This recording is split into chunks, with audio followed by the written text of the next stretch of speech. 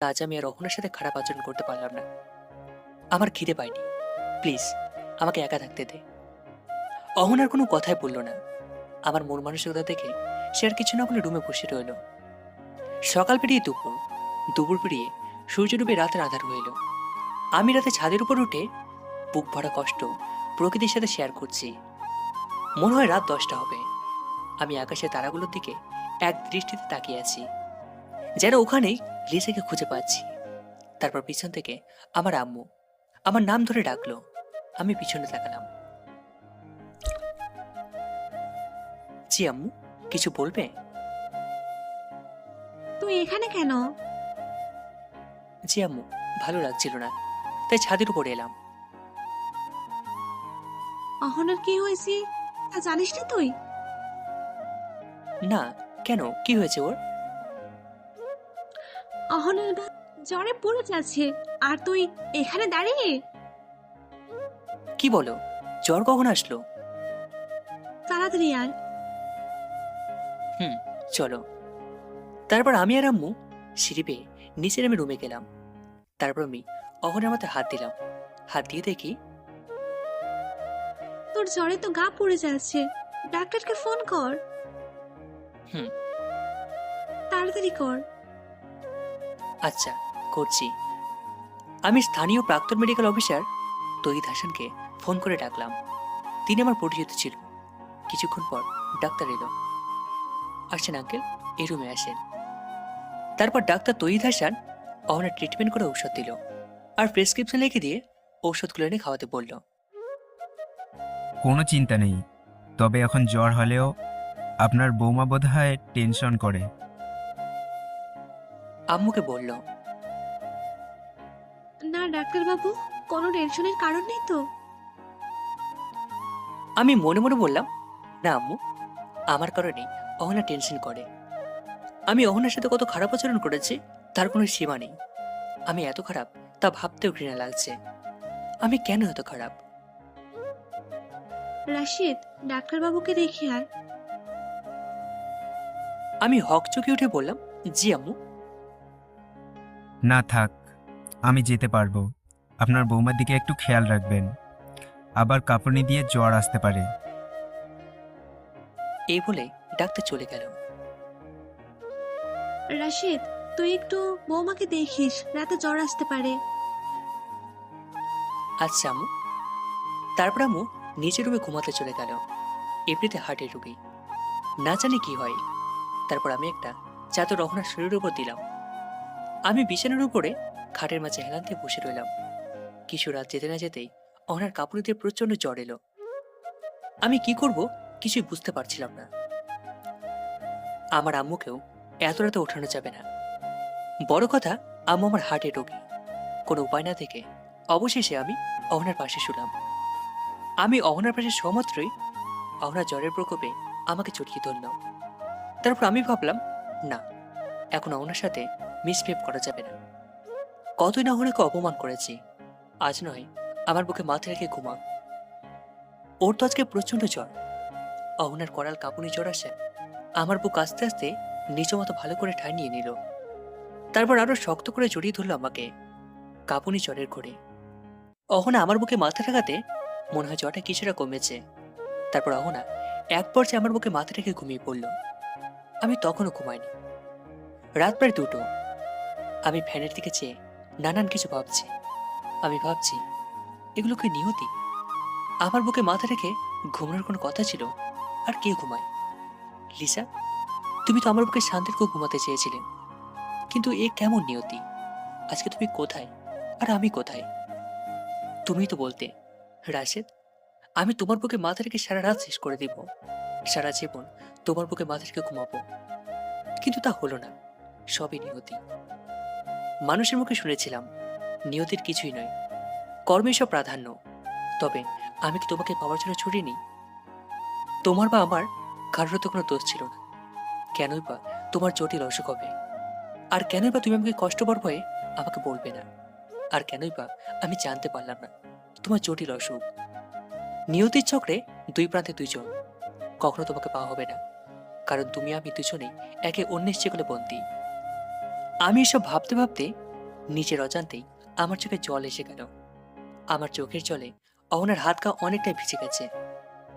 অহনা সকালে জেগে দেখতে পেল আমি কান্না করছি আর আমার অশ্রু নিরে। অহনার গা অনেকটাই ভিজে গেছে। তারপর অহনা আমাকে বলল, আপনি কাঁদছেন কেন? আমি চোখের পানি মুছে বললাম, না কিছু না, এমনিতেই। তারপর অহনা আর কিছু না বলে বিছানা থেকে উঠল। তারপর বলল, আপনি বসুন, আমি চা বানিয়ে আনছি। আরে কি করতে যাচ্ছিস? চা বানাতে যাচ্ছি। তুই তো ভীষণ অসুস্থ, জ্বর আসছে। আমার চা লাগবে না, বস এখানে। সমস্যা নেই, আমি চা বানিয়ে নিয়ে আসছি। তুই এখানে বস, কোনো কথা বলবি না, আমি চা বানিয়ে নিয়ে আসছি। নরম ও মধুর সুরে বললাম। আমার এই আচরণ হঠাৎ এইভাবে পরিবর্তন হয়। অহনা এক দৃষ্টিতে তাকিয়ে রইল আমার দিকে। আমার এই কথা শুনে অহনা মনে মনে ভাবছে, যে বর আমাকে একদম সহ্য করতে পারে না এবং কি দেখতে পারে না, সে বর আজ নিজ হাতে চা বানিয়ে আমাকে খাওয়াবে। সত্যি কথাটি ভাবতেও অবিশ্বাস্য মনে হচ্ছে আমার কাছে। কি হচ্ছে কিছুই বুঝতে পারছি না। আমার বর হঠাৎ করে এত চেঞ্জ হয়ে গেল। আমার সাথে নম্র ভদ্র আচরণ করছে। হঠাৎ নম্র হওয়ার পেছনে কোনো ভেজাল আছে কিনা? তার কিছুক্ষণ পর আমি চা বানিয়ে নিয়ে আসলাম। অহনা, এনে চা। শুধু শুধু আমার জন্য কষ্ট করলেন। ধুর, মাত্র তো 1 কাপ চা বানিয়ে দিলাম। থ্যাংক ইউ চা বানিয়ে দেওয়ার জন্য। হুম, ওয়েলকাম। এখন গায়ে জ্বর আছে? না, তবে শরীরটা কেমন যেন লাগতেছে। সব ঠিক হয়ে যাবে ইনশাল্লাহ। একটা কথা বলবো? হ্যাঁ বল, সমস্যা নেই। রাগ করবেন না তো? না, রাগ করবো না, বল তুই। আপনি আজকে কি ভীষণ খুশি আছেন, এই যে হঠাৎ আমার সাথে ভালোভাবে কথা বলছেন? কিছু বললেন না যে? এমনিতেই। আর কিছু বলতে যাব অমনি আম্মুর আগমন। রাশিদ, অহনা এখন কেমন আছে? জি আম্মু, অনেকটা ভালো আছে। বৌমা, এখন শরীরটা ভালো লাগতেছে কি? জি আম্মা, প্রায় সুস্থ হয়ে গেছি। আপনি কোনো চিন্তা করিয়েন না। আমি তো সারা রাত তোমার চিন্তা করেছি, জানি না কি হয়। আপনি মোটেও চিন্তা করবেন না, আমি ঠিক হয়ে গেছি। ওকে, আর আমি তাড়াতাড়ি রান্না বান্না করে নেই। তুমি রাত থেকে কিছু খাওনি? না আম্মা, আমি আছি, আপনাকে রান্না করতে হবে না। তুমি তো আজ অসুস্থ, তাই কোনো কথা নয়, আমি আজকে রান্না করে তোমাকে খাওয়াবো। এই বলে আম্মু রুম থেকে চলে গেল। আম্মু চলে যাওয়ার পর আমি একটু ঘেসে বসলাম ওনার পাশে আর বললাম, আমার বউটার চেহারাটা কালো হয়ে গেল। কেন যে জ্বর হলো?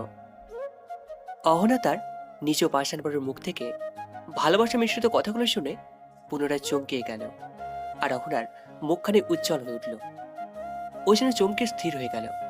চমকে ওঠারই তো কথা। যে বর এতদিন থেকে করার মানসিক অত্যাচার করত, সে বরের আজ মিষ্টি কথার আভাস। আমি আবার বললাম, কালো হয়েছে তো কি হয়েছে, জ্বর পালালে আবার ঠিক আমার বউটার মুখখানি সাদা হয়ে যাবে। না হয় বিউটি পার্লার নিয়ে গিয়ে সুন্দরী করে নিয়ে আসবো। কথাগুলো মুচকি এসে বললাম। আমার কথা শুনে অহনা সব দুঃখ ভুলে গিয়ে মিষ্টি হাসি হাসলো, সাথে আমিও হাসলাম।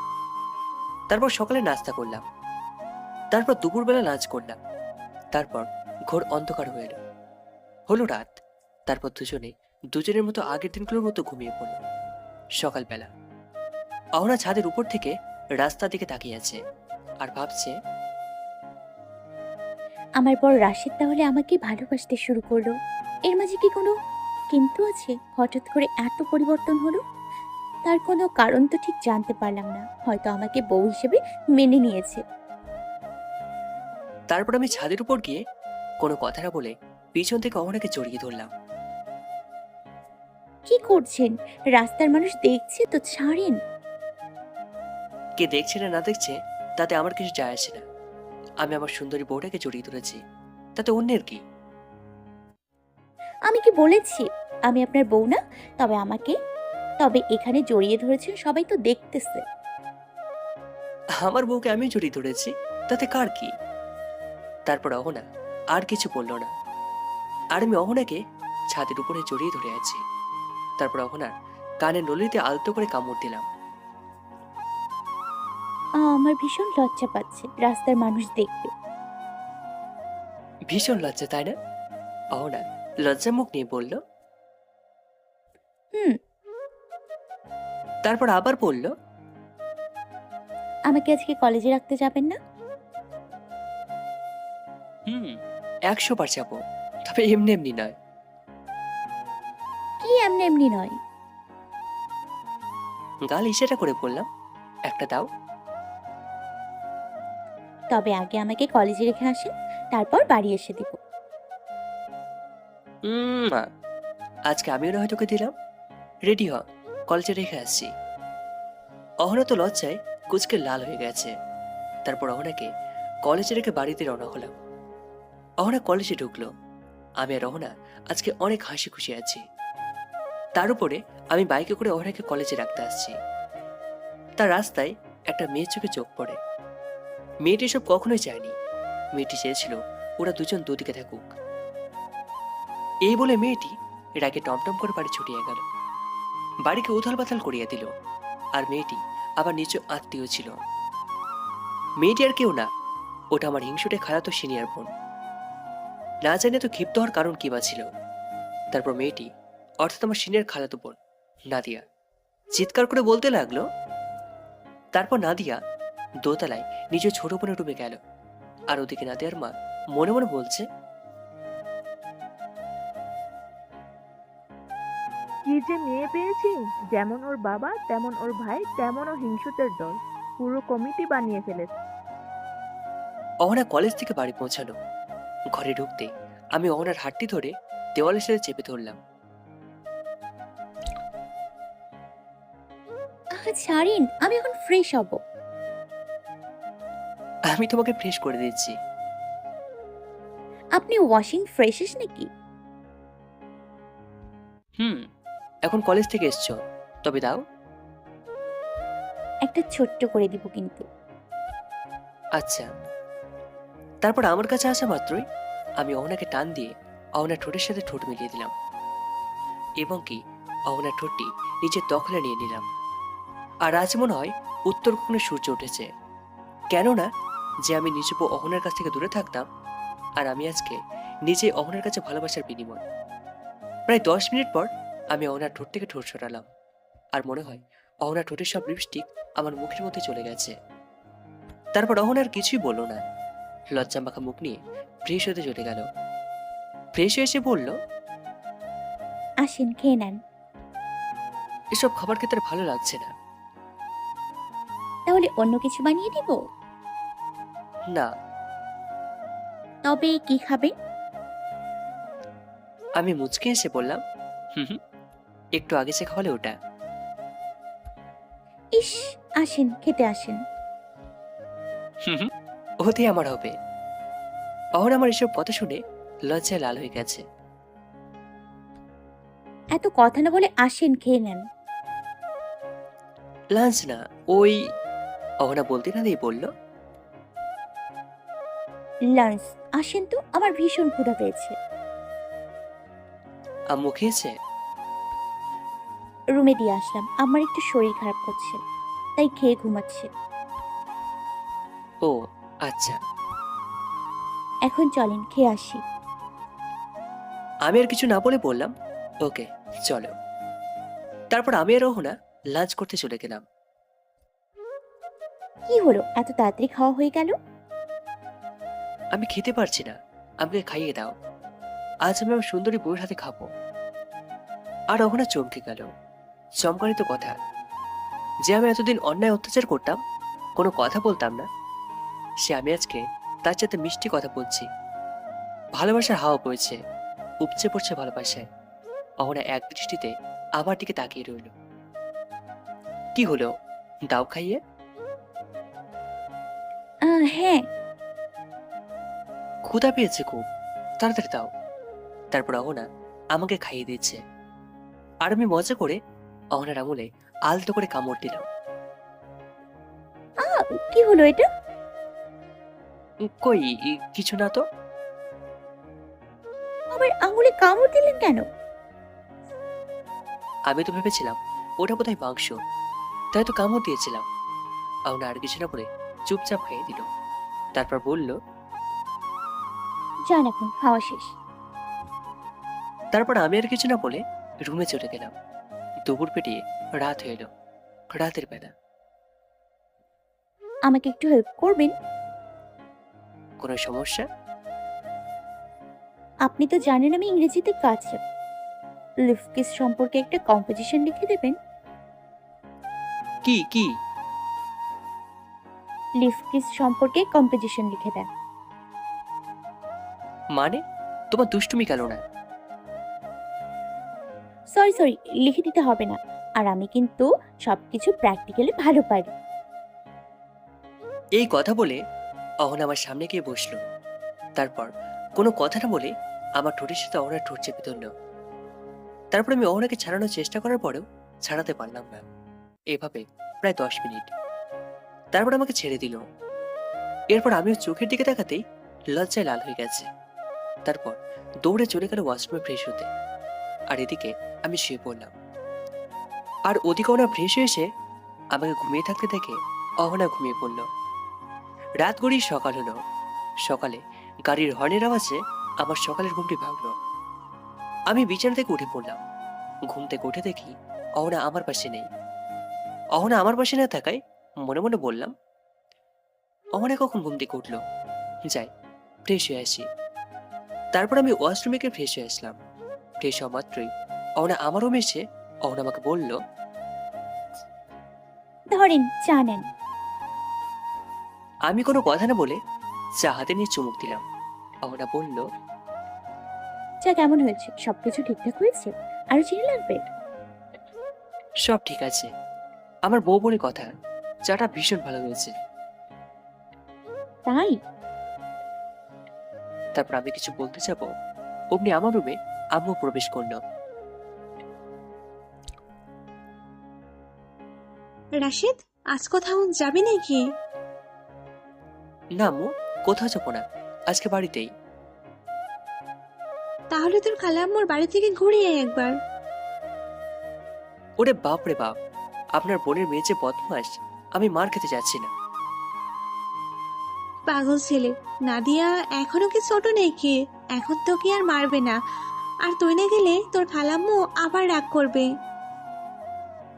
ওকে, কালকে যাবো তাহলে, আজকার না। আজকেই ডাকলো, আমার বোনের জামাই এসেছে, ওর সাথে দেখা করবি। যা, আজকে যা। আচ্ছা, যাচ্ছি।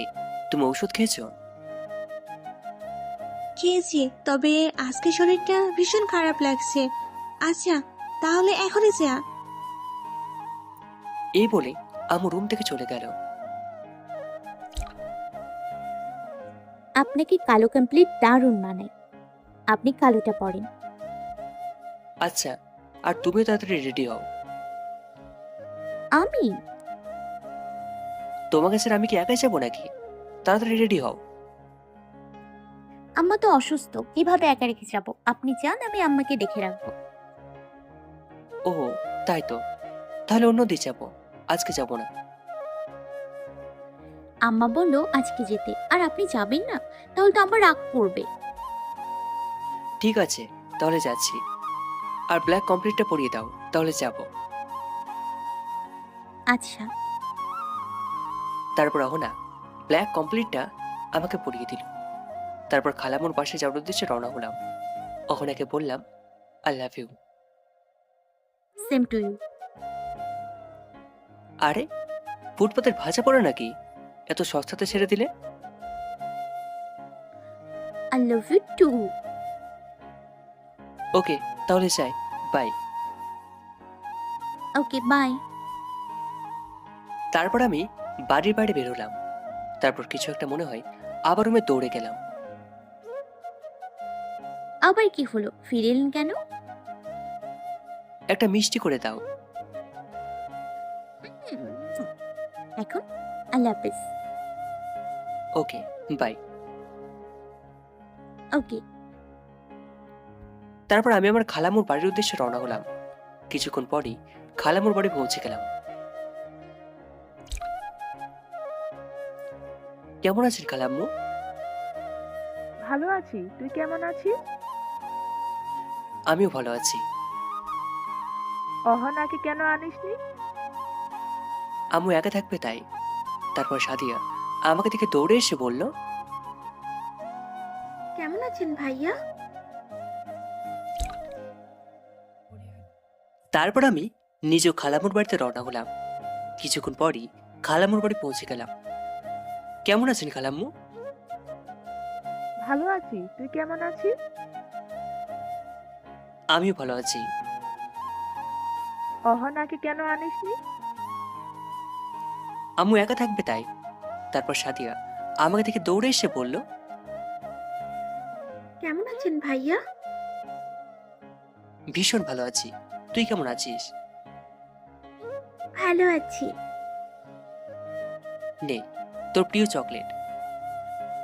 Thank you so much. আসেন ভাইয়া, আপনার রুমটা দেখিয়ে দিই। চল। আর বদটা কোথায়?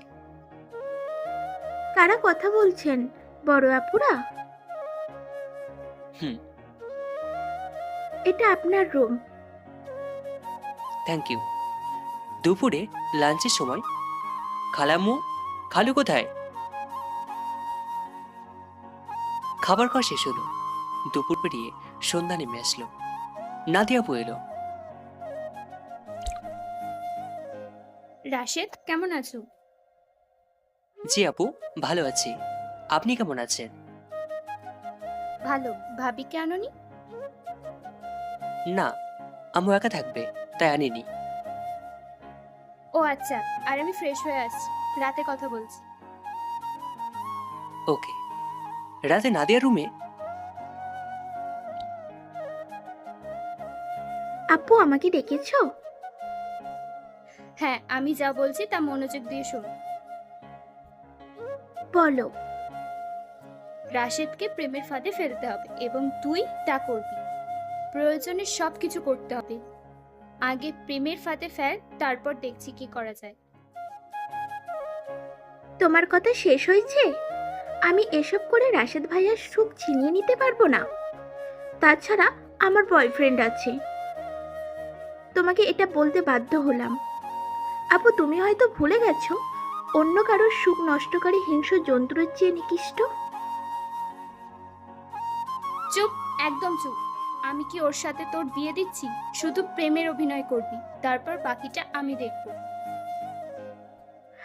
আপু, তুমি ভুলে যেও না রাশেদ ভাইয়া ম্যারিড। আমার কথা মতো না চললে তোর প্রেমিক সাগরের সাথে তোর কোনোদিনও বিয়ে হতে দেব না। প্রয়োজনে সাগরকে সাদিয়া তার বড় আপু নাদিয়াকে আর কিছু বলতে না দিয়ে বলল, প্লিজ আপু, সাগরের তুমি কিছু করো না। আমি তোমার কথা মতো রাশেদ ভাইয়ের সাথে প্রেমের অভিনয় করব। জানি রাশেদ ভাই আমাকে কোনোদিন ক্ষমা করবে না, তবু আমি সাগরের জন্য সবকিছু করব। এই তো আমার মিষ্টি বোন। বলো কি করতে হবে? নাদিয়ার কথা মতো সাদিয়া রাতে আমার রুমে আসলো। আমি রুমে বসে এফবি ট্র্যাক করছি। রাত প্রায় 11টা হবে। আর সাদিয়া ওর বড় বোনের কথা মতো বাধ্য হয়ে আমার রুমে প্রবেশ করলো। তারপর সাদিয়া একটু ঘেঁষে বসলো আমার পাশে। কি করছেন রাশেদ ভাইয়া? এই তো একটু এফবিতে। কিছু বলবি নাকি? আপনাকে আমার ভীষণ পছন্দ। আমি তোর খালাতো ভাই, পছন্দ হবে তাতে কি? খালাতো ভাই হিসেবে না, আপনাকে আমি ভালোবেসে ফেলেছি। কি পাগল হয়েছিস নাকি? আপনার প্রেমে পাগল আমি। সাদিয়া দেখ, একদম দুষ্টুমি করবি না, সর। সাদিয়া আরো কাছে আসলো আমার। আমার বুকের উপর হাত দিয়ে ঠেলে বিছানায় ফেলে দিয়ে আমার বুকের উপর ভর দিয়ে সাদিয়া আই লাভ ইউ বলল। তারপর আমার ঠোঁট ঘেঁষে সাদিয়া নিজের ঠোঁট মেলাতে চাপে অমনি আমি সাদিয়াকে একটু সরিয়ে দিলাম। কেন এমন করছেন? আপনাকে তো একটু আদর। আমি বলতে না দিয়ে বললাম, তুই এত বাজে হয়েছিস, ছি সর। আর আমি ম্যারেজ, ভুলে যাস না। সাদিয়া, পাগলামো করিস না। লজ্জা পাচ্ছেন? ওকে, এখানেই ছেড়ে দিলাম। এবার আসি। Good night. তারপর সাদিয়া রুম থেকে চলে গেল। আমি হাফ ছেড়ে বলতে লাগলাম, ওহ কেন ছিলাম সাদিয়া, তুই এত নিচে নেমে গেছিস, ছি। তারপর কোনো রকমে আমি ঘুমিয়ে পড়লাম। সকালবেলা আমি ছাদের উপর দাঁড়িয়ে আছি আর ভাবছি এখান থেকে কিভাবে তাড়াতাড়ি যাওয়া যায়। এখানে আর এক মুহূর্ত থাকা যাবে না, আমাকে বাড়ি যেতে হবে, এবং আজকেই। কিছুক্ষণ পর সাদিয়া ছাদে আসলো। Good morning. Same to you. ওইভাবে না বলে গুড মর্নিং বললেই হয়। আর ভাইয়া, আমি রিয়েলি সরি। এই দেখেন কান ধরছি। আসলে আমি আপনার সাথে ফান করছিলাম। কিসের জন্য সরি? ওই তো রাতে আপনার সাথে দুষ্টুমি করছিলাম। আসলে আমি ফান করছিলাম। সরি। ফান করা কি ঠিক হয়েছে? তাও আবার বাজে ভাবে। সরি সরি, আর কখনো এরকম বাজে ফান করব না। ওকে, এখন যা। চলেন ভাইয়া, আমাদের ফ্লাওয়ার গার্ডেনে যাই। না, তুই যা। তার মানে এখনো আমার উপর রাগ করে আছেন? আচ্ছা, আমার সাথে যাবেন না? কথাও বলবেন না, তাই তো? ওকে, থাকেন। আরে দাঁড়া, আমি কি আমার মিষ্টি বোনটার উপর রাগ করে থাকতে পারি? চল, গার্ডেনে যাবি তো? আমি জানতাম আমার ভাইয়া আমার উপরে রাগ করে থাকতে পারবে না। আসেন গার্ডেনে যাই। ওকে, গার্ডেনে যাব, তবে প্রমিস করতে হবে আর কখনো ওসব বাজেভাবে ফান করবি না, তবে যাব। প্রমিস করলাম আর কোনোদিন এসব বাজে ফান করব না। এবার তো চলেন। ওকে, তাহলে চল। তারপর সাদিয়াদের ফ্লাওয়ার বাগানে গেলাম। ভাইয়া, আপনার কি ফুল পছন্দ? আমার ফুল পছন্দ ছিল, তবে এখন তোর ভাবি মানে অহনা আমার পছন্দের ফুল। ভাবি ফুল? তাহলে যে পাপড়ি শুকিয়ে ঝরে পড়ে যাবে, তখন কি করবেন? সব ফুলের পাপড়ি ঝরলেও আমার ফুলের পাপড়ি ঝরবে না। তাই? এইদিকে আসুন, ফুলগুলো দেখুন। হ্যাঁ চল। আমি আর আমার খালাতো বোন সাদিয়া ফ্লাওয়ার বাগানের এদিক ওদিক ঘুরে এসে ব্রেকফাস্ট করলাম। ব্রেকফাস্ট সেরে, খালাম্মু আজকে আমাকে বাড়ি যেতে হবে। এ কেমন কথা রাশেদ? কালকে তো এলি, কটা দিন থাক। না খালাম্মু, আজকে আর নয়, আরেকদিন আসবো। আপনারা আমাদের বাড়ি আসবেন। তা তো যাবো, আর কয়েকদিন থাক। না, অন্যদিন আসবো খালাম্মু। আজ যাই তাহলে। রাশেদ, তোমার ফোন নাম্বারটা দাও তো। তোমার ফোন নাম্বারটা ডিলিট হয়ে গেছে। হ্যাঁ নিন, এটা আমার ফোন নাম্বার। ভাইয়া চলে যাবেন? তাহলে থাকেন না প্লিজ। না, আজকে আর নয়, আরেকদিন আসবো। খালাম্মু গিয়েন আমাদের বাড়ি একবার, সবাই আসবে। আপু যাই তাহলে। সাদিয়া বাই। Okay bye. তারপর আমি বাইক নিয়ে বাড়ির উদ্দেশ্যে রওনা হলাম। কিছুক্ষণের ভিতরেই বাড়ির সামনে গিয়ে পৌঁছালাম। তবে বাড়ির কলিং বেল বাজালাম। কলিং বেল বাজাতেই আমার আম্মু দরজাটা খুলল। কি ব্যাপার, আজকেই চলে এলি? একদিন তো থাকলাম, ভালো লাগছিল না, তাই চলে এলাম। তোর খালাম্মু রাগ করবে না তো? না আম্মু, কেন রাগ করবে? বলেছি আবার যাবো। ও আচ্ছা। হুম। ওকে, তাহলে রুমে গিয়ে রেস্ট নে। ওকে আম্মু। এই বলে নিচের রুমে চলে গেলাম। রুমে ঢুকতেই অহনা বলল, এসছেন? হুম, আসলাম। আমার সোনা বউটাকে রেখে কি একা থাকতে পারি? কেউ যদি চুরি করে নেয়? আপনিও না? কি আমি? বল। কাছে গিয়ে অহনাকে দেওয়ালের সাথে ঠেস দিয়ে কপালে কপাল মেলালাম। তোমাকে ভীষণ মিস করছিলাম, তাই আজকে চলে এলাম। আমি অহনার দুই কাঁধে দুই হাত দেওয়া মাত্রই অহনার কাজ শিহরিত হলো। একটা অন্যরকম অনুভূতির সৃষ্টি হলো।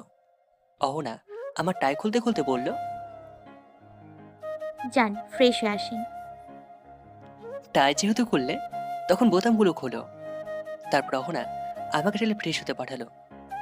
তারপর সকাল গড়িয়ে দুপুর হয়ে এলো, দুপুর গড়িয়ে সন্ধ্যা হয়ে এলো, তারপর রাত হয়ে এলো। রাতের বেলা আসেন, ডিনার করবেন। ক্ষুধা পায়নি। ওকে। অহনা দরজা রেখে ঘুমোতে এলো। অমনি আমি উঠে বসলাম আর বললাম, এই কি ব্যাপার, তুমি ডিনার করবে না? না। আমার সোনা বোটার বার কি হলো? এত কষ্ট করে রান্না করলাম আর আপনি খাবেন না? আমিও খাবো না। গাল টিপে বললাম, আরে আমার মিষ্টি বোটা রাগ করে না। আচ্ছা চলো ডিনার করি। আপনি ডিনার করেন, আমি ঘুমালাম। সরি সরি সরি, এবার তোর একটা ছুড়ে ফেলো। তারপর আমি অহনার হাত ধরে টান দিলাম, বললাম, আমার শোনাবো, রাগ করে না, চলো গিয়ে ডিনার করি। চলেন। রুমে নিয়ে চলে আসো, রুমে ডিনার করব। আচ্ছা, নিয়ে আসছি।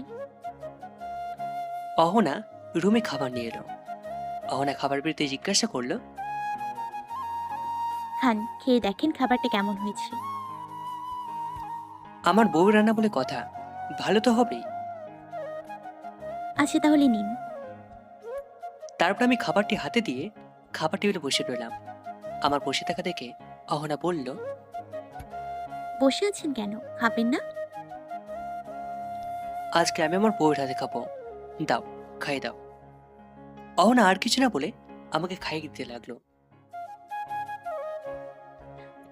এত দুষ্টুমি! আজকে আবার আঙুলটা খেয়ে নেবেন। উফ, মাংস ভেবে মনে হচ্ছে।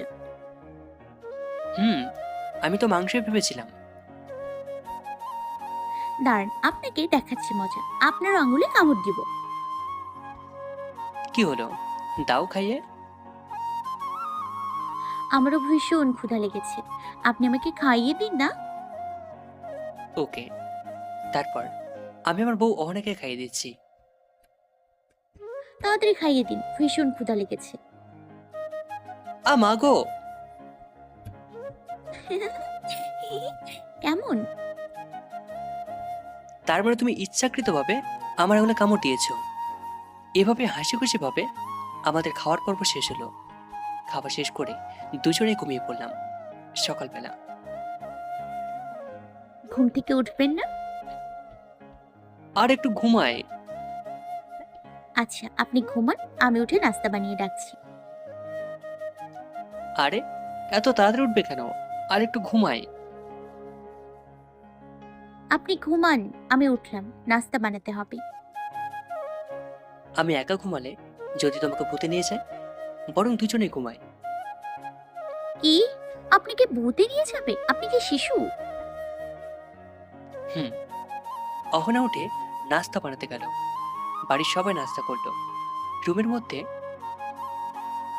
আমাকে কলেজে রেখে আসেন। আজকে আমার ভীষণ ঘুম পাচ্ছে। আজকে তুমি অটো কিংবা ট্যাক্সিতে চলে যাও। আচ্ছা আপনি ঘুমান, সারাদিন আবার ঘুমাইন না, শরীর খারাপ করবে। তারপর অহনা ট্যাক্সিতে করে কলেজে রওনা হলো। কিছুক্ষণ পর আমার ফোনটি টিংটুং শব্দে বেজে উঠল। আমি ফোনটি হাতে নিয়ে দেখলাম আন্নোন নাম্বার থেকে ফোন এসেছে। ফোনটি রিসিভ করতেই হ্যালো, কি করো রাশেদ? আপনি কি বলছেন? আমাকে চিনতে পারছো না? আমি তোমার খালাম্মুর বড় মেয়ে নাদিয়া। ও, চিনতে পেরেছি। কেমন আছেন আপু? আমি ভালো থেকেও খারাপ। মানে? মানে অহনা, আই মিন তোমার আদরের বউ কলেজে গিয়ে কি করছে তা কি খবর রাখো? আমি অনেক রেগে বললাম, আপু, আপনি কিন্তু আমার বোন নামে বদনাম করছেন। আমি কিন্তু আপনার সাথে খারাপ আচরণ করতে বাধ্য হব। দেখো রাশেদ, আমি যা বলি তা কিন্তু প্রমাণ হাতে নিয়ে বলি। আপনার কাছে কি প্রমাণ আছে? আরে আপনি নেক্সট টাইমে আমার বউর ব্যাপারে বদনাম করার জন্য ফোন দেবেন না, ওকে? আরে এই জন্য বলে ভালো মানুষের জগৎ নাই। আমি তোমাকে প্রমাণ দিব, তবে আমি যখন তোমাকে যেখানে ডাকবো সেখানে আসতে হবে। আমি জানি আমার বউ এরকম নয়। নেক্সট টাইম কল দেবেন না, ওকে? এই বলেই কল কেটে দিলাম। আমি রাগে কি করবো তা বুঝে উঠতে পারছি না। হয়তো আমার খালাতো বোন নাদিয়াকে সামনে পেলে দুর্ঘটনা ঘটিয়ে দিলাম। আমার মাথা গরম হয়ে গেছে। আমি স্নান করে ছাদের উপর একা একা ভাবছি, ওরা কি অন্য কারোর সাথে লাইন মারতে পারে?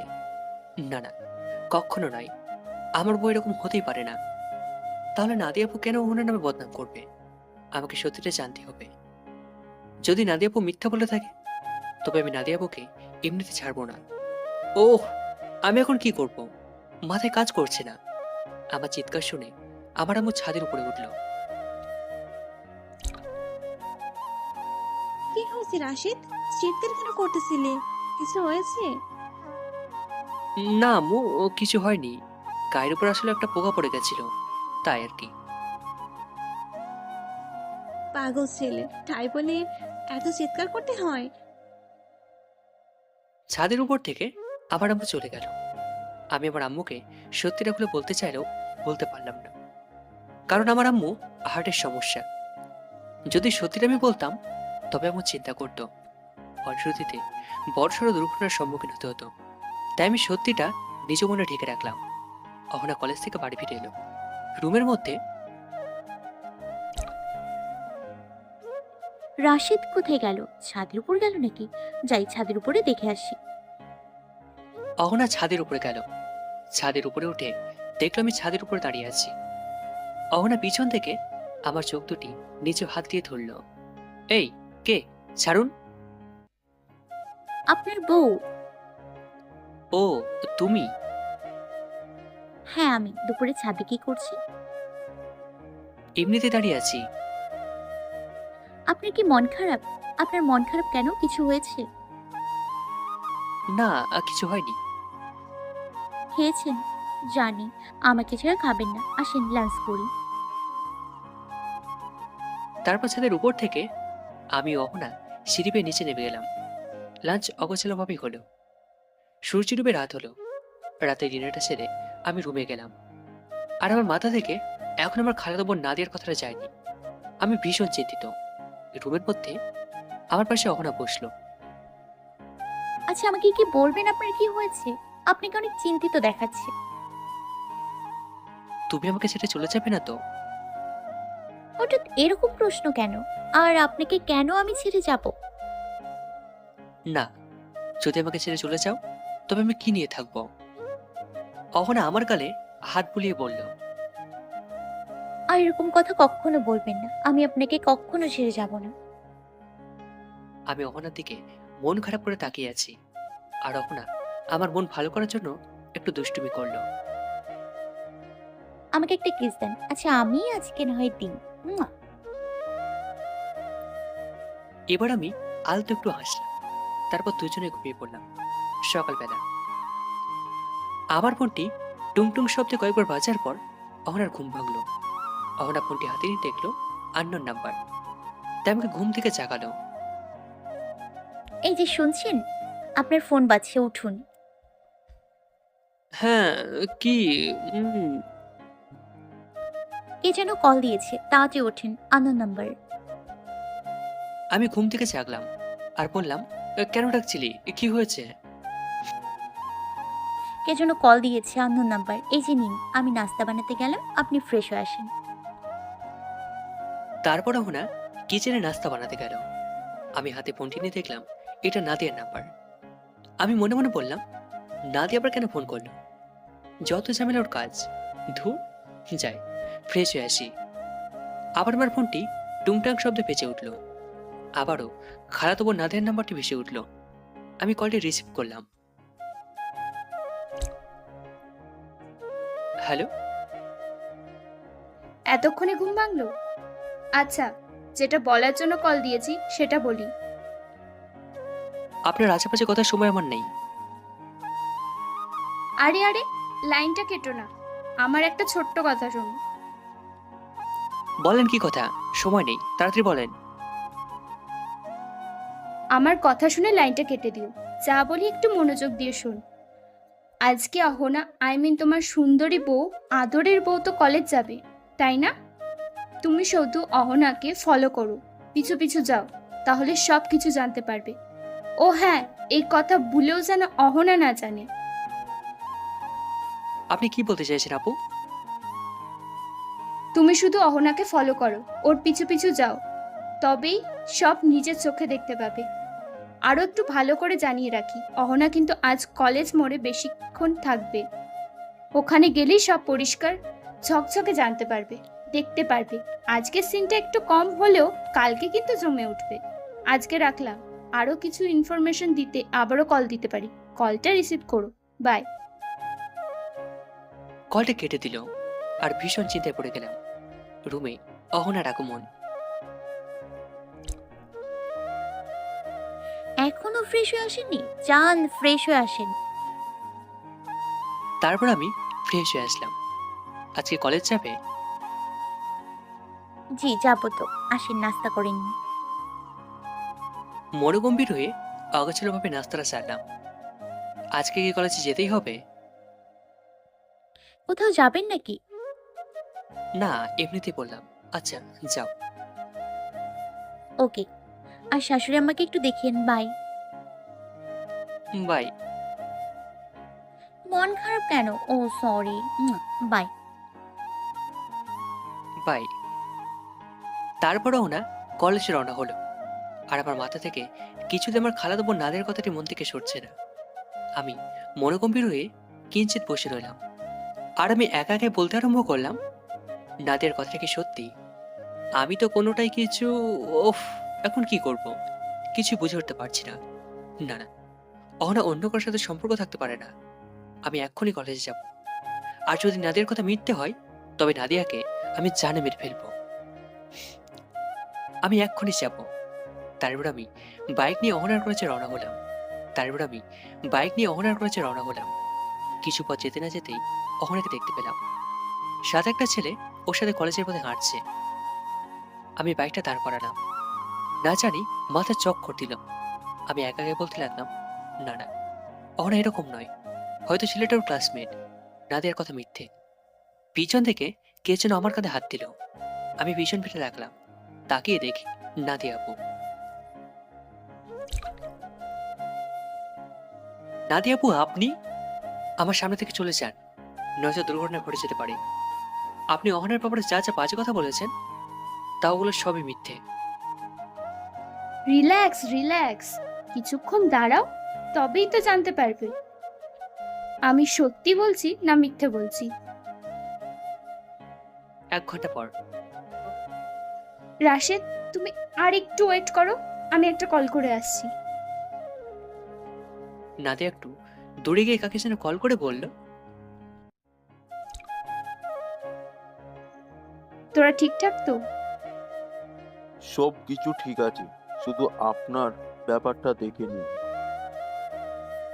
কাজ ঠিকঠাক, সব ঠিকঠাক? হুম। ওকে, তাহলে রাখলাম, বাই। তারপর নাদিয়া আমার কাছে আসলো। কে? কার সাথে কথা বলছিলেন? তোমার দুলাভাই। ও। তারপর দুজনেই ওখানে দাঁড়িয়ে রইলাম। আর আজকে কলেজে ইম্পর্টেন্ট মিটিং থাকায় দুটা ক্লাস হওয়ার পর কলেজ ছুটি হলো। কলেজ গেট পেয়ে শত শত স্টুডেন্ট বাড়ির উদ্দেশ্যে রওনা দিচ্ছে। আর অহনার মাথাটা আজ কেমন জানি চক্কর দিচ্ছে। তাই কলেজ গেটে কিঞ্চিত বসে থাকলাম। এদিকে বেশ কিছু দূর থেকে কোনো রকমে অহনাকে গেটে দেখা যাচ্ছে। রাশেদ, এদিকে দেখ, তোর আদরের বউ কি করে। আমি চেয়ে রইলাম, চোখ দুটি বেশ বড় করে। ওদিকে কলেজ গেটে এ এ, আ, আ, ভাই, আপনি তো আমার গায়ের উপর পড়ে যাবেন মনে হচ্ছে। বাড়াবাড়ি হয়ে যাচ্ছে কিন্তু। একদম গায়ে হাত দেবেন না কিন্তু। সরেন, হাত সরান। কেন, আপনার গায়ে কি শূন্য দেওয়া আছে? গায়ে হাত দিলাম তো কি হলো? খুব খারাপ হয়ে যাবে কিন্তু। আমার পর জানতে পারলে আপনাকে জানে মেরে ফেলবে। ছেলেটির সাথে অহনা হাস্যমুখে কথা বলছে নাকি ডাকাডাকি করছে, আমিও নাদের ওখান থেকে ভালোভাবে দেখাও বোঝা যাচ্ছে না। এদিকে কিরে রাশেদ, এবার তো বিশ্বাস করবি যে আমি যা যা বলেছিলাম তা সবই ঠিক? আমাকে ওখানে গিয়ে পুরো ব্যাপারটা জানতে হবে, নয়তো ভুল বোঝাবুঝি হতে পারে। তুমি তো বেশি বউভক্ত হয়েছো। তুমি চালাক হলে আমি চালাকের উস্তাদ। আমি বাইক নিয়ে কলেজের গেটে অহনার কাছে যেতে যাব, অমনি নাদিয়া বলল, কি করছিস রাশেদ? ওখানে যেও না। কেন যাবো না ওখানে? ওখানে তুমি গেলে সত্যিটা জেনে যাবে, আর অমনি আমি ফেঁসে যাব। আপনি এখানে দাঁড়ান, আমি ওহনার কাছে ব্যাপারটা গিয়ে দেখি। এত কিছু দেখার পরও তুমি বিশ্বাস করছো না? যা করার বাড়ি গিয়ে করো। এখন বাড়ি যাও। আমার মাথা রাগে দাও দাও। আমি তৎক্ষণাৎ বাড়ির উদ্দেশ্যে রওনা হলাম। বড় বোন বলে কথা, তার কথা মানতে বাধ্য। রাশেদ, খেলা তো শুরু করেছি, শেষ হবে দুঃখ নিরে। কেঁদে কেঁদে জীবন তলিয়ে যাবে। আর ওদিকে অহনা বাধা থেকে বাড়ি পৌঁছালো। অহনা ফ্রেশ হয়ে রুমে এলো। রুমে আসতেই রাশেদকে কি বলবো কলেজের বাজে ছেলেটার কথা? না থাক, ওরা যদি রাশেদের আবার কোনো ক্ষতি করে, বড় ভাইকে বলে ছেলেটাকে সাহায্য করে নিব। তারপর আমি রুমের মধ্যে প্রবেশ করলাম। আসেন, লাঞ্চ করে নেন। হ্যাঁ চলো। অহনা আজকে তেমনটা খেয়াল করেনি যে আমার মন খারাপ, তাই লাঞ্চ করতে চলে গেল। আমি দুয়ার ঢুকে রুমে চলে এলাম। তারপর এভাবে দুপুর পেরিয়ে সন্ধ্যা হয়ে এলো। সন্ধ্যা পেরিয়ে রাত হলো। রাতে রুমে আমি বিছানায় বসে আছি। তারপর অহনাকে আমি ডাক দিলাম, অহনা এখানে আসো। কিছু বলবেন? হুম, এখানে বসো। তারপর অহনা আমার কোলেই বসলো প্রায় বলা যায়। অহনা আমার সামনে আর আমি পিছন থেকে অহনাকে আলতো করে জড়িয়ে ধরে কোলে নিয়ে বিছানায় বসলাম। কি করছো? আচ্ছা, আমাকে কি তোমার পছন্দ হয়েছে? আপনি আমার বর, আপনাকে পছন্দ হবে না তো কাকে পছন্দ হবে? আমি আরেকটু জড়িয়ে ধরে বললাম, না মানে এতদিন পর এমন কথা বললেন কেন? আমি কি আপনাকে কখনো বলেছি যে আপনাকে আমার পছন্দ না? আপনার মতো একজন ভালো বর পেয়ে আমি তো ধন্য। মানুষ বলে আমি নাকি বেশ সুন্দর, তবে তোমার কাছে কি আমি মনে হয় তেমনটা নয়। আপনার কি হয়েছে বলেন তো? আপনাকে কি কেউ কিছু বলেছে? আপনাকে ভীষণ চিন্তিত দেখাচ্ছে। হুম হুম, আমি মিথ্যে আলতো হাসি দিয়ে বললাম, আরে না, আমার সোনা বউয়ের নামে কে কি বলবে। হুম। তারপর অহনা উঠে বসলো আর আমি শুয়ে পড়লাম। কিছুক্ষণ পর লক্ষ্য করলাম অহনা আমার বুকে মাথা রেখে ঘুমিয়ে পড়েছে। সকালে সকালে আমার ঘুমটি ভাঙলো এক সাধু বাবার ডাকে। বাড়ি বাড়ি পীর সাহেব মাঝে মধ্যে যায় মানবকে কিছু জ্ঞান দান করার উদ্দেশ্যে। পীর সাহেব সাধু ভাষী ছিল। উঠুন, পীর সাহেব এসছেন। আমার ভীষণ ঘুম পাচ্ছে, তুমি কি বিদায় করো। আপনার সাথে দেখা করবেন। একটু দাঁড়াতে বলো, আমি ফ্রেশ হয়ে আসছি। তারপর ফ্রেশ হয়ে পীরের সম্মুখে গেলাম। নানা ধরনের কথা জ্ঞান দান করলো পীর সাহেব। তারপর আমি ফ্রেশ হয়ে পীরের সম্মুখে গেলাম। বাবা, আমি মানবের দ্বারে মাঝে মধ্যে যাইয়া থাকি, মানবকে কিছু শেখাইবার নিমিত্তে। আচ্ছা, ওটা আপনার কে? আমার বউ। সুখী হইয়া রও তোমরা বাবা। আপনার কি কিছু লাগবে, মানে টাকা পয়সা? আমি কাহারও নিকট মাথা নত করিয়া কিছু চাহি না, যে যাহা দেয় হাসি মুখে নিয়া নিই। এই নিন 2000 টাকা। খুশি হয়েছেন? বাবা, তুমি যদি আমাকে 1 পয়সা না দিয়েও ফিরাই দিতে, তবুও খুশি মনে চলিয়া যাইতাম। ভালো থেকো বাবা, সুখী হইয়া থাকো। যাওয়ার পূর্বে একটা কথা জানাইয়া যাই।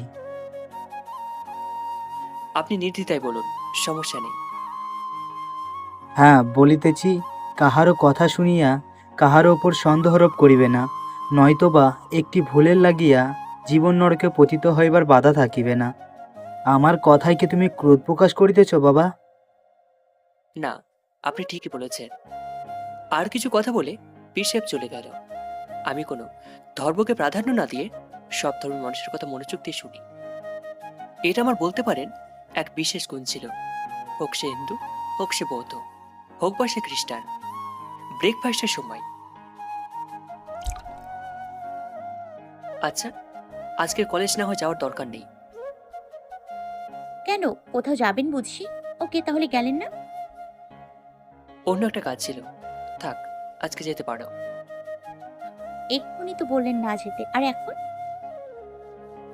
না, এমনিতে বলছিলাম আর কি। আচ্ছা হ্যাঁ, আজকে আমাকে কলেজে রেখে আসবেন? ঠিক আছে, রাখতে যাব। তুমি রেডি হয়ে না? সত্যি, আই লাভ ইউ। ওকে, তাড়াতাড়ি বের হও। আপনি তো আস্ত unromantic. I love you too. এবার তো হয়েছে। তারপর আমি বাইকে করে অহনাকে কলেজে ডাকতে গেলাম। কলেজ ঘেরে পৌঁছালাম, নামিয়ে দিয়ে বললাম বাই।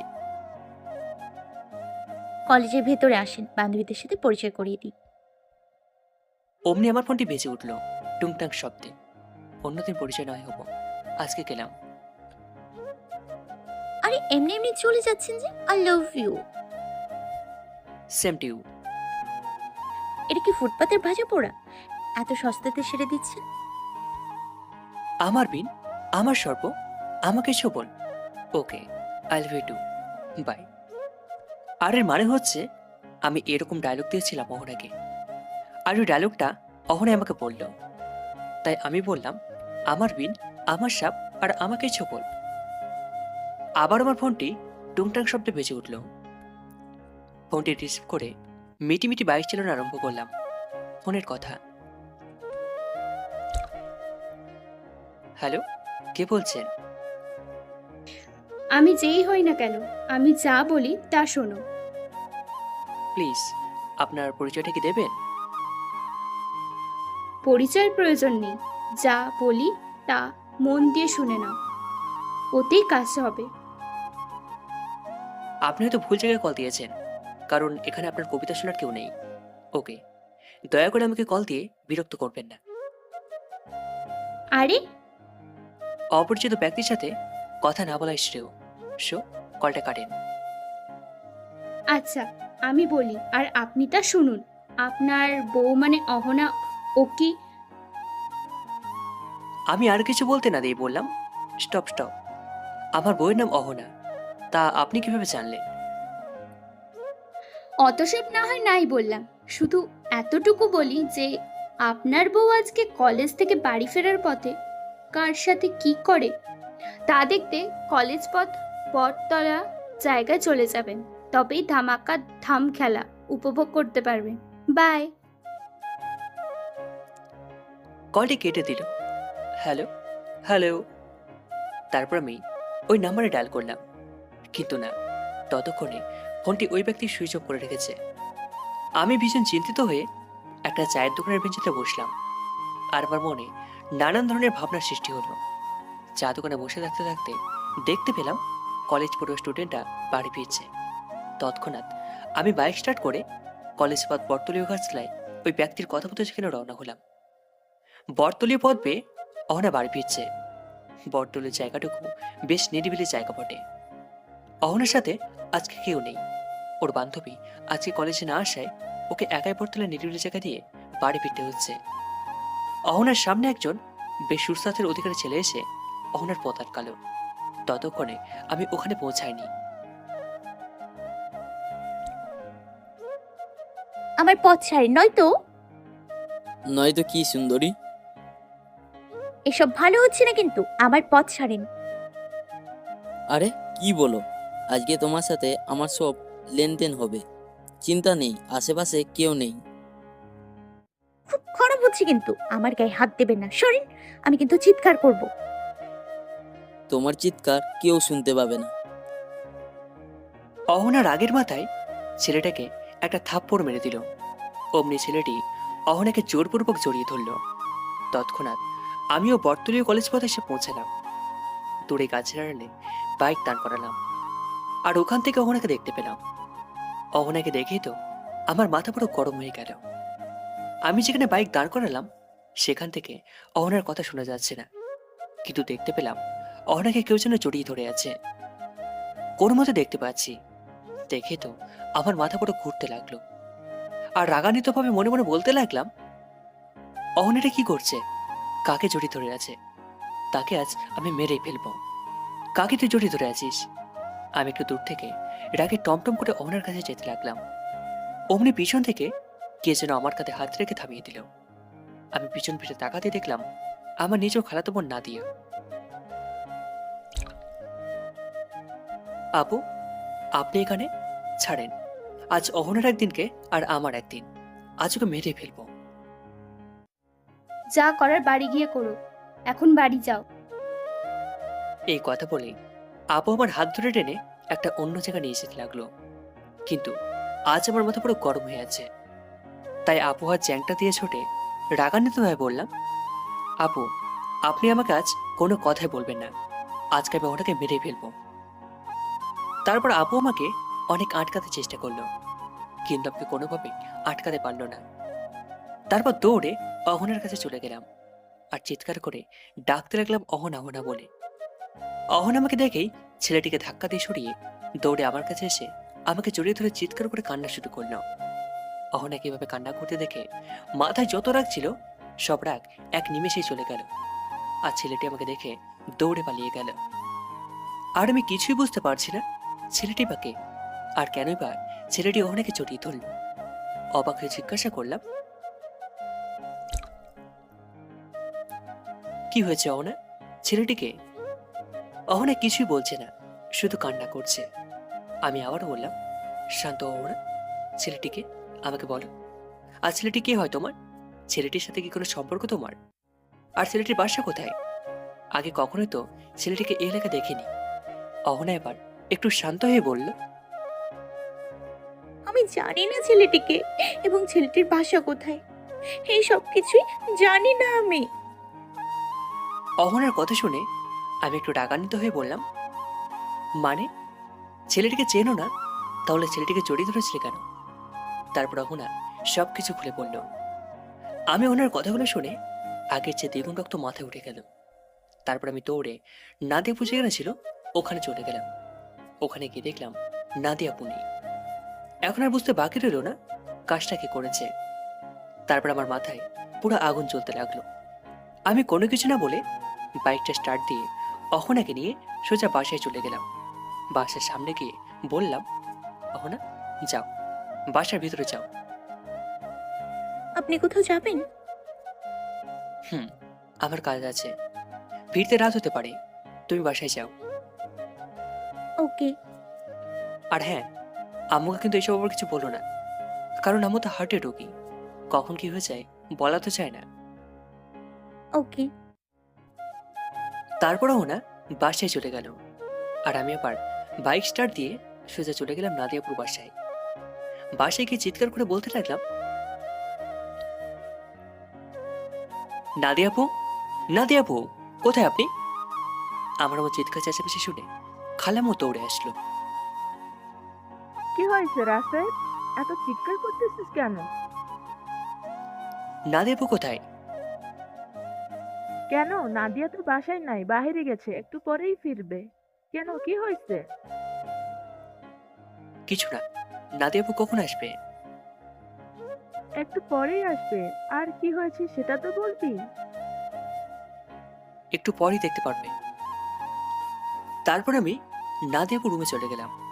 রুমে গিয়ে শুয়ে মনে মনে অনেক কথাই বলতে লাগলাম। কিছুক্ষণ পর একটা কলিং বেলের আওয়াজ শুনতে পেলাম। কলিং বেলের আওয়াজ শুনে রুম থেকে নিচে চলে আসলাম। এসে দেখলাম নাদিয়া আপু চলে এসেছে। আমাকে দেখে নাদিয়া আপু চমকে গেল। আমি দৌড়ে নাদিয়া আপুর সামনে গিয়ে বললাম, আপু এটা করতে পারলেন? বলি ঠাস ঠাস করে দুটো চট বসিয়ে দিলাম। নাদিয়া আপু আর খালাম দুজনেই আমার সব কাণ্ড দেখে হতবাক হয়ে দাঁড়িয়ে রইল। আমি চট মারার পরে নাদিয়া আপু কিছুই বলল না, শুধু গালে হাত দিয়ে দাঁড়িয়ে রইল। হয়তো বা এতক্ষণে বুঝে গেছে আমি কেন চট মেরেছি। খালামু অবাকে জিজ্ঞাসা করলো, কি হয়েছে রাশেদ? ওকে চড় মারলি কেন? আমি খালামুর প্রশ্নের উত্তর না দিয়ে নাদিয়া আপুকে বলতে লাগলাম, নাদিয়া আপু আপনি এত খারাপ আমি কখনো কল্পনা করিনি। কেন আমার সুখের সংসারটাকে ভেঙে দিতে চাইছেন? আমি কি অন্যায় করেছি আপনার সাথে? আপনার কি ক্ষতি করেছি আমি? প্লিজ আপু আমাকে বলেন, আমি আপনার কি ক্ষতি করেছি? আমি যদি আপনার কোনো ক্ষতি করে থাকি তাহলে আমাকে বলেন, আমাকে শাস্তি দেন। শুধু শুধু আমাদের দুজনের মধ্যে কেন বাধা সৃষ্টি করছেন? কি হলো আপু, কথা বলছেন না কেন? বলেন আমি কি ক্ষতি করেছি? আমি কি কোনো দোষ করেছি যে সবসময় অহনাকে আমার কাছ থেকে দূরে ঠেলে দিচ্ছেন? আমি আপনাকে ভীষণ সম্মান করতাম এবং শ্রদ্ধা করতাম। আপনার প্রতি আমার শ্রদ্ধা ও সম্মান সব দূর হয়ে গেল। আর আজ যদি আপনি আমার বড় বোন না হয়ে অন্য কেউ হতেন তাহলে এখানেই মাটি নিচে পুঁতে ফেলতাম। শুধু বড় বোন বলে আর কিছুই বললাম না। তারপর নাদিয়া আপু আমাকে কিছু বলতে যাবে, অমনি আমি বললাম, আপনি কোনো কথাই বলবেন না। আপনার সাথে আমার কোনো কথা নেই। আর প্লিজ নেক্সট টাইম থেকে আমাদের দুজনের মধ্যে আর কোনো বাধা সৃষ্টি করবেন না, প্লিজ। তারপর আর কোনো কথা না বলে বাইক নিয়ে সোজা বাসায় চলে আসলাম। বাসায় এসে সোজা রুমের ভিতরে ঢুকে বিছানা শুয়ে পড়লাম। রুমের মধ্যে কই গেছিলেন? যান, ফ্রেশ হয়ে আসেন, আমি খাবার নিয়ে আসছি। প্লিজ আমাকে একটু একা থাকতে দাও। আর আমি খাবো না, আমার খিদে নেই, তুমি খেয়ে নাও। আনার কিছুটা বুঝতে পেরেছি যে আমি এখন অনেক রেগে আছি, তাই আর কিছু না বলে অহনা রুম থেকে চলে গেল। তারপর আমি মনে মনে অনেক কিছু ভাবতে থাকি। ভাবতে ভাবতে কখন যে ঘুমিয়ে পড়েছি ঠিক মনে নেই। ঘুম থেকে জেগে দেখি সন্ধ্যা পেরিয়ে রাত হয়ে গেছে। ঘুম থেকে উঠে অহনাকে রুমে দেখতে পেলাম না, তাই ঘুম থেকে জেগে কারোর সাথে কিছু না বলে শুয়ে চলে গেলাম ব্যালকনিতে। ব্যালকনিতে গিয়ে বসে আকাশের দিকে চেয়ে আছি আর মনে মনে বলছি, নাদিয়া আপু এমনটা কি করে করতে পারলে? আমি কি এমন ক্ষতি করেছিলাম? এসব আরো অনেক কিছু ভাবতে থাকি। তারপর কারোর পায়ের আওয়াজ শুনতে পেলাম। পিছনে তাকিয়ে দেখি অহনা। কি করতেছেন এখানে? আর কখন ঘুম থেকে উঠলেন? কিছু না, বসে আছি আর এইমাত্র উঠেছি ঘুম থেকে। ও আচ্ছা, আসেন, অনেক রাত হয়ে গেছে, কিছু খেয়ে নেন, দুপুরেও কিছু খাননি। খিদে নেই। কি বলেন, দুপুরে খাননি? এখনো কিছু খাননি? তারপরেও বলতেছেন খিদে নেই? কথা না বলে আসুন তো, খেয়ে যান। একটু পর খাবো। আসেন তো। যাও, আমি আসছি। না, এখনই আসেন। এই বলে অহনা আমার হাত দুটো টানতে টানতে নিয়ে গেল। কি আর করার। তারপর গেলাম, গিয়ে খাওয়া দাওয়া করে প্রতিদিনের মতো ঘুমিয়ে পড়লাম। হঠাৎ মাঝরাতে ঘুমটা ভেঙে গেল। মোবাইল হাতে নিয়ে দেখি রাত বেজে 2:20। পাশে তাকিয়ে দেখি অহনা ওইদিকে করে শুয়ে আছে। তারপর আমি অহনার গায়ের উপর হাতটি রাখতে যাব, অমনি দেখি অহনা নড়ে চড়ে উঠল। মনে হচ্ছে সেও সজাগ পেয়েছে, তাই হাতটি ফিরিয়ে আনলাম। তারপর দেখলাম না, সজাগ পায়নি। ঘুমের ঘোরে সে আমার দিকে ঘুরে তার হাতটি আমার বুকের উপর দিয়ে জড়িয়ে ধরে আবার ঘুমিয়ে পড়ল। আমি আর কিছু না বলে তাকে শক্ত করে জড়িয়ে ধরে ঘুমিয়ে পড়লাম। সকালবেলা। এই ছাড়েন, হুম ছাড়েন, সকাল হয়েছে, এখন উঠতে হবে। উঠে নাস্তা বানাতে হবে। একটু ঘুমাও না। না না, এখনই উঠতে হবে, অনেক বেলা হয়েছে। আর আপনিও ফ্রেশ হয়ে উঠে আসেন, আমি চা বানিয়ে আনছি। তারপর অহনা উঠে চা বানাতে চলে গেল, আর আমি উঠে ফ্রেশ হয়ে রুমে এসে ফেসবুকিং করছি। এই নিন আপনার চা। আমি চায়ের কাপটি হাতে নিয়ে একটা চুমুক দিয়ে অহনাকে বললাম, আজকে আর কলেজে যাওয়ার দরকার নেই, আজকে তোমাকে ঘুরতে নিয়ে যাব। সত্যি? হুম। কোথায় নিয়ে যাবেন ঘুরতে? সেটা পরেই দেখতে পারবে। ওকে।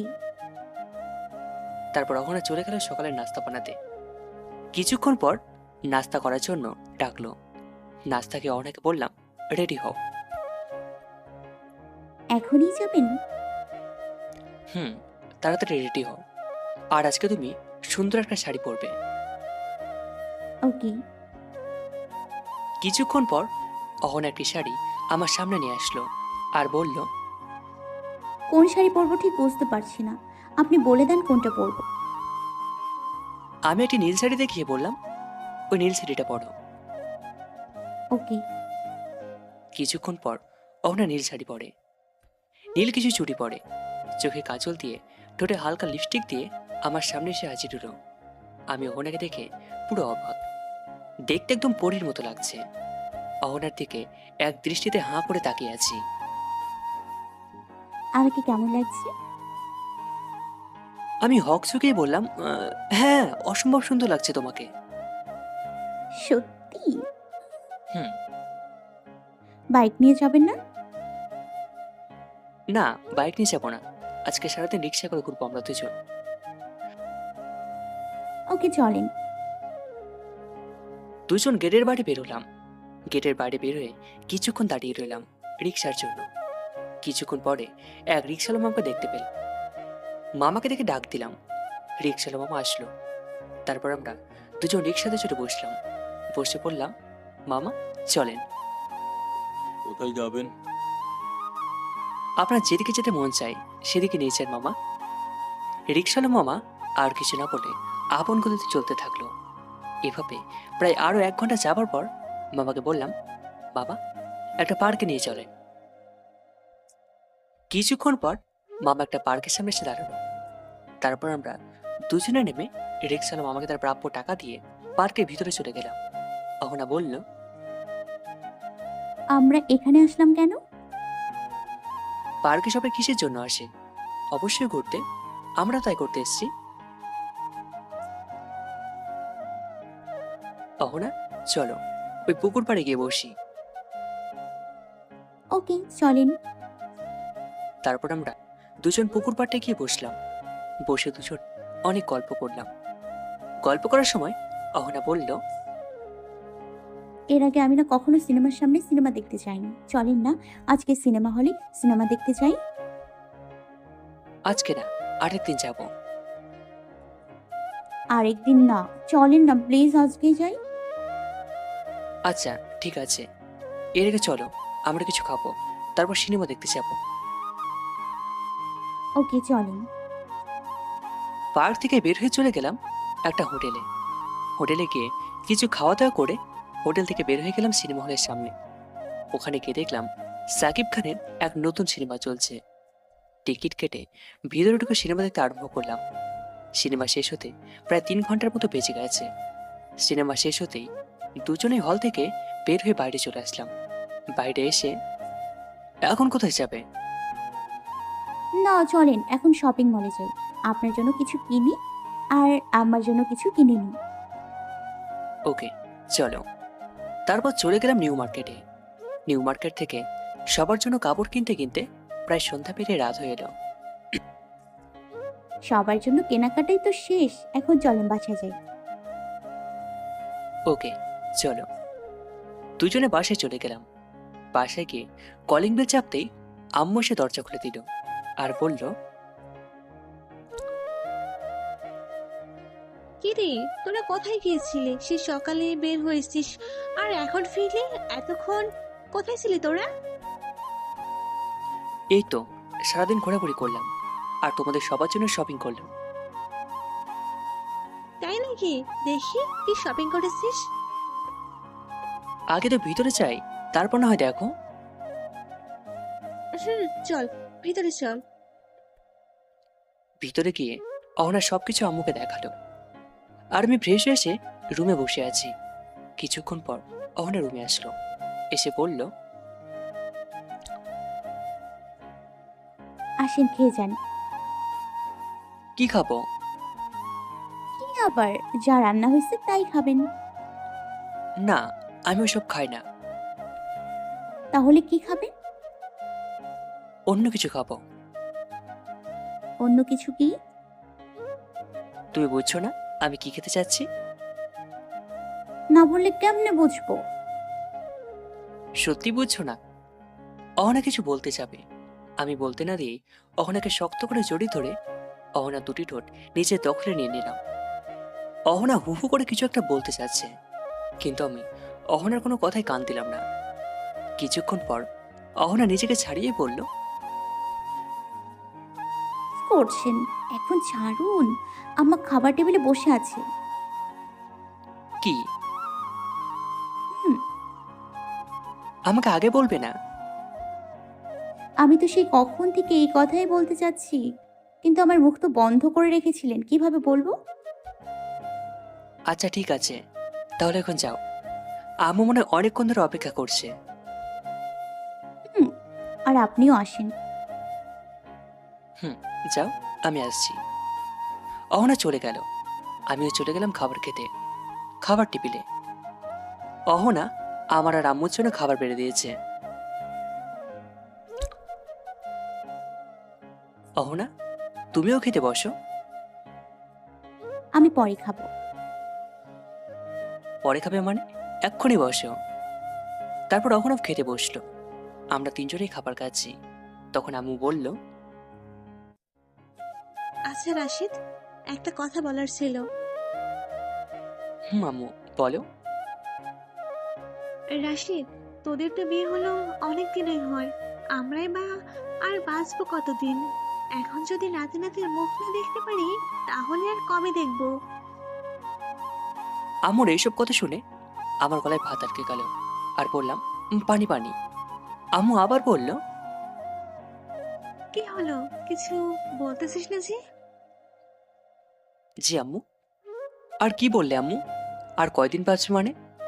এইসব ফালতু কথা আর কখনোই বলবে না। ওকে, বলবো না। আর নাতি নাতনির বিষয়টা একটু দেখিস বাবা। আমি আর কিছু বলতে না দিয়ে অহনার দিকে তাকালাম, দেখলাম অহনার মুখ লজ্জায় লাল হয়ে গেছে এবং মুচকি মুচকি হাসছে। অহনা লজ্জা পেয়ে তাড়াতাড়ি খাওয়া শেষ করে খাবার টেবিল থেকে রুমে চলে গেল। আমিও খাওয়া শেষ করে রুমে চলে গেলাম। রুমে গিয়ে, এত তাড়াতাড়ি চলে গেলে খাবার টেবিল থেকে? এমনিতেই। আচ্ছা চলো ছাদে যাই। এখন? ছাদে গিয়ে আজকে আমরা সারা রাত চাঁদ দেখবো। ওকে, চলেন। দুজনেই ছাদে গেলাম। সে আমার কাঁধে মাথা দিয়ে চাঁদ দেখতে লাগলো, সাথে নানান রকম কথার ফুলঝুরি পড়তে লাগলো। আচ্ছা একটা কথা বলি, হুম, বলো। তুমি কি সত্যি আমাকে ভালোবাসো? হুম, অনেক ভালোবাসি। আর হঠাৎ এই প্রশ্ন? না এমনি, আমাকে ছেড়ে কখনো যাবে না তো? না, কখনোই না। সত্যি? হুম। এভাবে আরো কিছুক্ষণ কথা বলার পর রুমে চলে আসলাম। রুমের মধ্যে অহনা, ও অহনা। জি বলেন। আচ্ছা একটা কথা, জি বলেন। তুমি আমাকে আপনি করে বলো কেন? এখন থেকে আর আপনি করে বলবে না, ওকে? তাহলে কি বলবো? তুমি করে বলবে, তুমি। আপনি তো আমার থেকে অনেক বড়, আপনাকে তুমি করে কি করে বলি? বড়দা থেকে আর কোনো কথা নয়, আজকে থেকে তুমি করে বলবে। আচ্ছা, চেষ্টা করব। আজকে অহনাকে জড়িয়ে ধরে প্রতিদিনের মতো ঘুমানোর চেষ্টা করলাম, কিন্তু কেন যেন ঘুম পাচ্ছে না। মনের মাঝে অন্যরকম অনুভূতি বিরাজ করছে। এর আগে তো কখনোই এমন হয়নি। অহনা, আজকে কেন যেন আমার ঘুম পাচ্ছে না। কেন? বারবার শুধু ওই কথাই মনে পড়ছে। কোন কথা? ওই যে আম্মু বলল, মনে নেই? কখন কি বলছে? কেন, তুমি শুনতে পাওনি? ওই যে খাবার টেবিলে বসে বলল। অহনার এরকম নিশ্চুপ থাকা থেকে বললাম, কি হলো, কথা বলছো না যে? আচ্ছা, একটা কথা বলি। বলেন। আবার আপনি? সরি, ওকে বলো। আচ্ছা, তোমার কি ছেলে পছন্দ নাকি মেয়ে? আমার স্বপ্ন, আমার যদি ফুরফুরে একটা মেয়ে সন্তান হতো। কি আপনার মেয়ে বাবু পছন্দ? আমার মেয়ে বাবু একদমই পছন্দ না, আমার ছেলে বাবু পছন্দ। কি, একদমই ছেলে না, মেয়ে হবে? না ছেলে। না, মেয়ে। না না ছেলে। এভাবে দুজনে আর কিছুক্ষণ ঝগড়া করার পর ক্লান্ত হয়ে দুজন থামলাম। তারপর আমি বললাম, যাই হোক, ছেলে বা মেয়ে যেটাই হোক, এখন একটা বেবির দরকার, তাই না? হুম। একটি বেবি হওয়ার জন্য এখন আমাদের কি করতে হবে? ওরা তো লজ্জায় লাল হয়ে গেছে আর মাথা নিচু করে বসে আছে। কি হলো, কথা বলছো না কেন? অহনা কিছু বলতে যাবে, কিন্তু আমি কোনো কথা বলতে না দিয়ে অহনাকে একটু জোরে টান দিয়ে আমার কাছে নিয়ে এসে জড়িয়ে ধরে অহনা দুটি ঠোঁট নিজের দখলে নিয়ে নিলাম। অহনা তো পুরো অবাক, আমি এরকম কিছু করব এর জন্য অহনা মোটের প্রস্তুত ছিল না। অহনা ঠোঁটে ঠোঁট মেলাতে অহনা কেঁপে উঠল। এভাবে দুজন চলে গেলাম সুখের রাজ্যে রাজত্ব করতে। সকালবেলা। আ আ, উফ। কি হয়েছে? দেখো আমার ঠোঁটের কি অবস্থা করেছো। ঘুম থেকে উঠে কই দেখি কি হয়েছে। এই দেখো। তারপর দেখলাম যে অহনা ঠোঁটটা অনেকখানি কেটে গেছে। কিভাবে হলো এইসব? এইভাবে আর হবে? কালকে রাতেই তো আমার ঠোঁটে কামড় বসিয়ে দিয়েছিলেন, মনে নেই? ওহো, সরি সোনা। মা। হইছে, এখন আর ঢং করতে হবে না। ওঠেন, উঠে ফ্রেশ হয়ে আসেন, আমি চা নিয়ে আসছি। ওকে। এভাবে আমাদের ভালোবাসা অটল থাকে, আমরা সুখে শান্তিতে বসবাস করতে থাকি। প্রিয় দর্শক, আপনারা সবাই রাশেদ আর অহনার জন্য দোয়া করবেন, যাতে করে তারা এভাবে সারা জীবন সুখে শান্তিতে বসবাস করতে পারে।